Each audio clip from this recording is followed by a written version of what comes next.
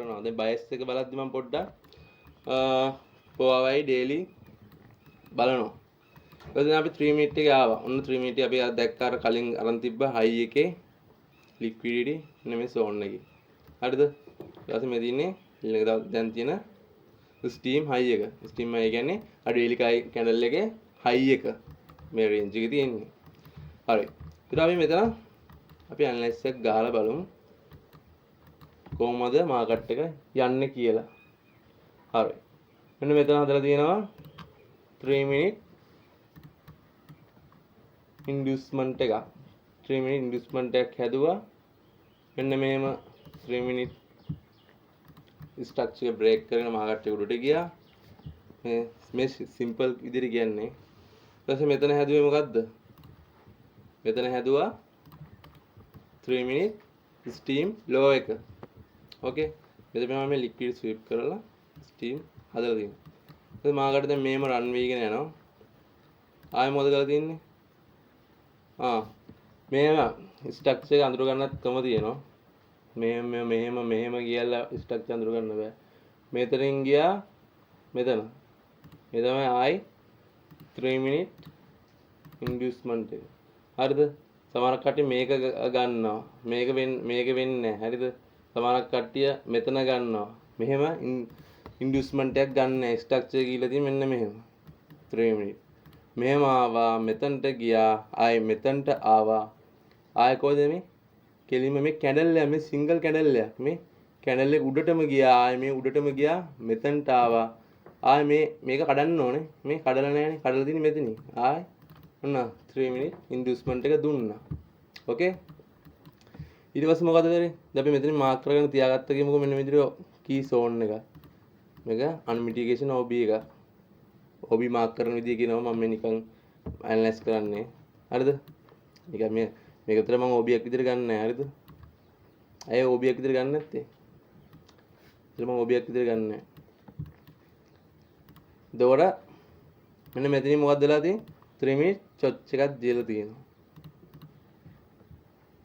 ඕකේ ඔන්න 3 minute චොච් එකක් දීලා මම 1 minute ගිහලා බලන්න පුළුවන් 3 minute එකෙන් දැන් යන්කෝ හරි ඔන්න ඔය තමයි කතන්දරේ වෙලා තියෙන්නේ හරිද දැන් 3 minute high එක මේක ඕකේ හරි දැන් අපි daily price එක බලුවා මාකට් එක මෙන්න මේ කියන currency එක අපි currency නම කියමුකෝ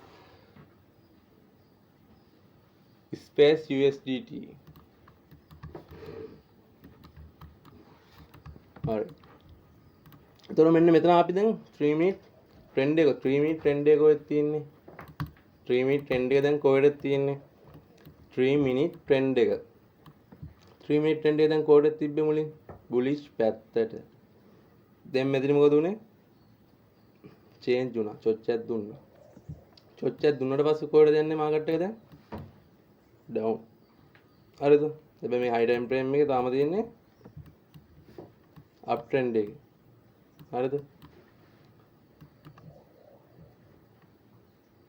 impulsive එක තියෙන්නේ up trend එකේ හරිද impulsive මේ impulse එක තමයි දැන් down trend එක හැදලා තියෙන්නේ හරි හරි දැන් මෙතන inducement එකක් ගන්න ඕනේ මෙන්න මේ range එකේ බලමු inducement එක මේම ආවා මේ කැඩල් එකෙන් ගත්තේ නැහැ මේ කැඩල් එකෙන් ගත්තේ නැහැ මෙතනින් ගත්තේ නැහැ මෙතනින් ගත්තේ නැහැ මේක down එතකොට මෙතන තියෙන්නේ inducement එක මෙන්න මේක තමයි මෙතන තමයි inducement එක තියෙන්නේ මෙන්න මේ range එකේ තමයි 3 minute inducement එක තියෙන්නේ එතකොට 3 minute inducement එක ගත්තට පස්සේ තමයි දැන් මෙහෙම inducement එක ගත්තට පස්සේ දැන් මෙතනට මාකට් එක ආවට පස්සේ තමයි අපි මෙන්න මෙතන low එක අපි ඇඳගන්නේ low එක valid වෙන්න inducement එකක් ගන්න ඕනේ ඒ time frame එකට අදාළ okay right දැන් අපි මෙතෙන් key zone එකක් ගන්න ඕනේ දැන් අපි දැන් කියමු මාකට් දැන් මෙන්න මේ උඩට එනවා දැන් අපි entry එකක් ගන්න අපිට zone එකක් ඕනේ දැන් මෙතන අපි entry කොටද ගන්නේ down පැත්තට sell පැත්තට ඒතර අපි sell පැත්තට entry එකක් ගන්න අපිට මොකක් හරි zone එකක් ඕනේ හරිද දැන් ගොඩක් තියෙන මෙන්න මේ fib level මේ Fibonacci ෆිබොනාචි එක මම නම් ගන්න මෙන්න මේ වික් ගහපු තැන නෙවෙයි. බොඩි එකෙන් ෆිනිෂ් වෙච්ච. ඒ ටයිම් ෆ්‍රේම් එකට අදාළ බොඩි එකෙන් තියෙන ස්ටීම් ලෙවල් වලින් මෙන්න මේ. එතකොට මෙන්න මේ රේන්ජ් එක. සාමාන්‍ය ගෝල්ඩන් පොයින්ට් එකේ තියෙන මෙන්න මේ හරිය. ගෝල්ඩන් පොයින්ට් එක මම ගන්න නැහැ. හරිද? එතකොට මෙන්න මේ රේන්ජ් එක. 179 මෙන්න මේ වගේ රේන්ජ් එක. මෙන්න මේ වගේ රේන්ජ් එක තමයි ටාග් කරන් ඉන්නේ. හරිද? ටාගට්. So මේ රේන්ජ් අපිට ගන්නත් පුළුවන්. ඕකේ. අපිට රේන්ජ් වැඩක් නැහැ. අපිට මාකට් එක යන්න ප්‍රයිස් එක අවශ්‍යයි.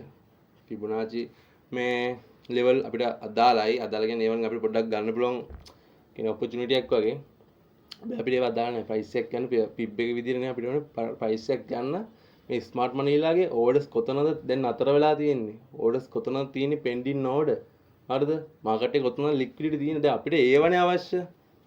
අපි ඒව හොයන්න ඕනේ. අපි ඒව හොයන්න පොඩ්ඩක් යන්න ඕනේ. ඊට වඩා තියෙන ලොකු ටයිම් ෆ්‍රේම් එකකට 3 මිනිත් නම් 5 මිනිත් වලට ගිහලා බලන්න මොකක්ද වෙලා තියෙන්නේ කියලා. 15 මිනිත් වලට ගිහලා බලන්න මොනවද තියෙන ඉම්බැලන්ස් මොනවද තියෙන්නේ? Market balance imbalance